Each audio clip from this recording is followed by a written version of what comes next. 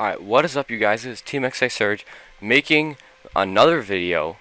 This is my third video I'm making today actually, which is pretty good. But anyway, this video is going to be about the new update for Advanced Warfare, what you need to know about it, and also is going to be about what guns could we see in competitive play. Like now, the ASM-1 was the only gun nerfed in this weapons balancing patch that they did as of March 3rd.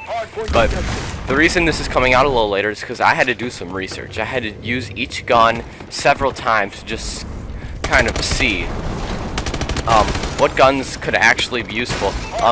Try not to pay too much attention to the gameplay.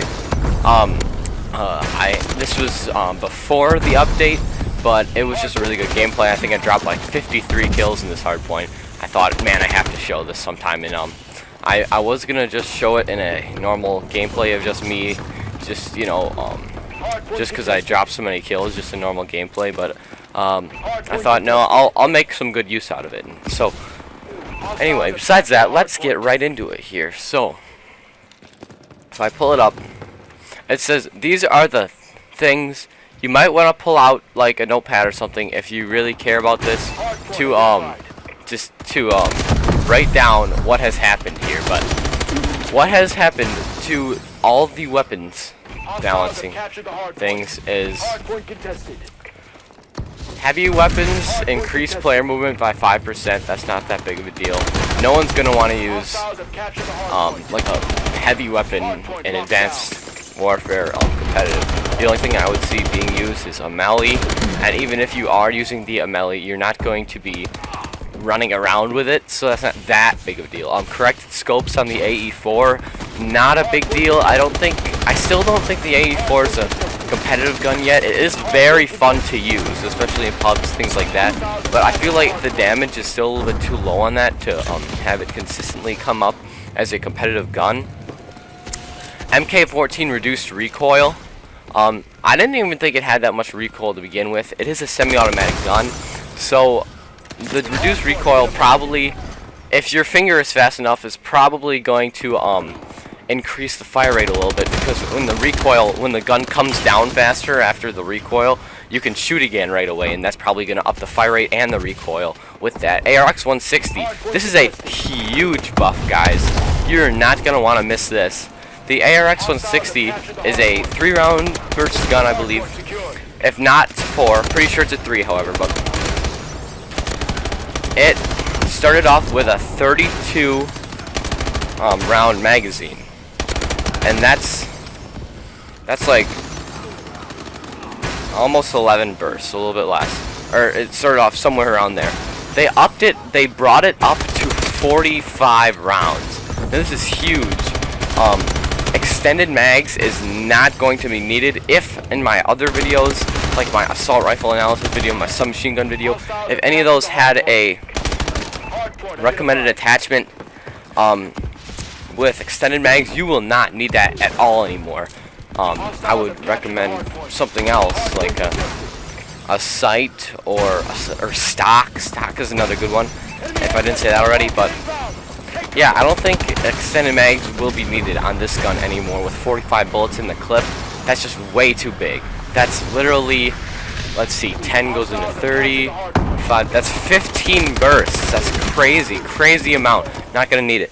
Now, I could see this gun being used in situational parts of games, in competitive play, like in MLG, UMG, things like that, but the reason it's not going to be that good is because the fire rate is still the same, and there's still some time in between each burst.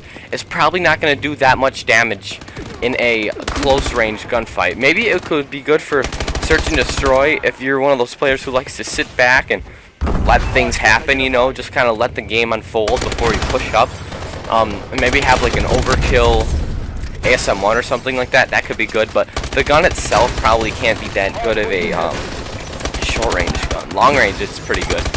The AMR-9 has increased damage and decreased time between bursts, so that's upped damage and upped fire rate. Now, in my last video, by the way, I'll link those in the description, but in my last video, my submachine gun video, I said I hated how the bursts took so long because it's a 5-round burst gun. So you're gonna shoot the burst, but only probably 2 or 3 bullets of the burst is gonna hit him because the burst takes so long to actually like finish before you can wait for the next one to start. That the reduced time between bursts, that changes that. Now this gun, I don't think that it's gonna be up there in competitive yet. Again, it's a burst gun, very situational. If anything, it'll be like long-range, mid-range gun. But if you're going to be playing long-range, mid-range gunfights, you're not going to want to use a submachine gun anyway. You're going to be using a assault rifle, like a BAL or AK-12, something like that. So I don't really see the point in that. But the damage is up. I guess we'll see. This weekend, the Call of Duty North American Regional Qualifiers is up, and for this, because they really sprung the update out on them, they're not using the update for this, but for Call of Duty Champs they will. So I guess after Call of Duty Champs, we'll have a good example of what guns will be used. Hopefully I can make a video about that, of what guns will be used besides the SM1 and the BAL, you know, the 2 main guns. But AMR9 I do not think will be used that much. Next is the SN6 with reduced recoil. A lot of my friends say that this gun is a marshmallow shooter, but if you watch my submachine gun analysis, I did really good with it. See, the SN6 is like one of the highest range submachine guns in its class, which makes people think that they should challenge long-range gunfights with it. And now that the reduced recoil is there, maybe you can, but you need to learn how to play the gun right. The gun is only good on short-range maps for me, and I can really destroy. Like, in my last video, my submachine gun analysis video, I was playing Domination on Green Band, a very short-range map. Another one is Terrace. Those are 2 very short-range maps that the SN6 is going to be very, very good at. And so you can't always trust the stats. You gotta experiment. You gotta learn how to play guns right. I do very good with that gun. You just have to learn how to play it right. Next, the KF5. The mid-range damage was increased on the KF5. I used the KF5 with the attachments that I had recommended for my submachine gun analysis video, and I found that it's really not that much of a change, to be honest. I feel like it's the same thing. I usually challenge a lot of short-range gunfights and things like that, and it really just wasn't there for me, you know. If they should have just upped the damage overall. Maybe if you're good with the iron sights, this gun could be used in competitive, but really the only thing upped is the mid-range damage, so only mid-range gunfights. It's not going to be a good hard point gun because those are all short range, you know, inside of a small area. Something an SN6 would be good on, which is why it might be used in hard point.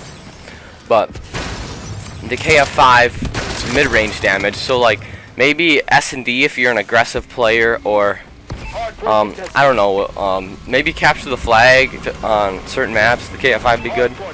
Atlas 45, the pistol, PDW, none of those are really interesting to me that much. I mean,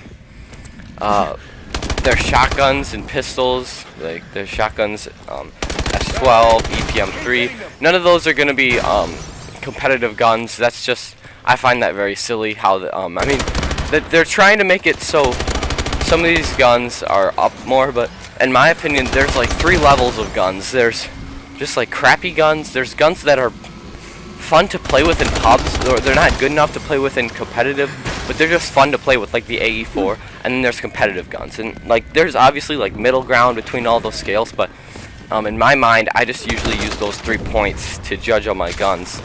And the Atlas 45, the PDW, no one uses secondaries in this gun, in this game anyway. S12, increased fire rate, increased damage, that could be good, but it is a shotgun. Maybe use it hard point just for fun, but not a definite competitive gun as well. EPM3, that I don't find that gun would be very good. I did pick it up, and I ran around with it a lot, and I still feel like it's a pretty bad gun. The damage long range is terrible for a semi-automatic gun. I don't know how good it is short range. I'm guessing not very good because it's a semi-automatic gun again. So mostly a mid-range gun there. Maybe capture the flag if you're defending. Maybe I would go with a BAL fully automatic gun. That's more reliable. Then there's the Lynx with reduced recoil. That could. Now that's not going to be used in competitive. The only thing they're going to use is the Morse, because that's a really good sniper. But the that you could use that to really tick some people off in pubs, and that's just a really good thing that you could use as well. But what else there is, the ASM1 is slightly reduced fire rate. This is the only gun that actually the stats went down. And what happened was, so the ASM1, the first 3 bursts of the gun were like faster, and like you could kill people with like 2 bullets if you hit those first like 4 rounds if you had good aim. Now that's slowed down, and the entire fire rate is slowed down. So now that's not as high fire rate of a gun. It's more of an S&D gun, but I still do believe that that's going to be a submachine gun. That could be that's going to be used in competitive mainly. But thank you for watching. I am out. Like, comment, subscribe. Peace, guys. And so overall, just a quick recap. I know the screen's black. Just hang on with me. But I do think that the ASM1 will still be the best submachine gun. I think the only thing that could come up is the SN6. The MP11 might be a good hardpoint gun. The fire rate is up. The accuracy is pretty good on it. That's a very overlooked gun. I've been using that a lot. That's pretty good. But overall, nothing really changed in terms of assault rifles and submachine guns. The KF5, all those guns are kind of catching up to the ASM1, but I still do believe that that gun is going to be the main slayer out of the group, the main gun that everyone uses. So again, guys, thank you for watching. Please like, comment, subscribe, and peace.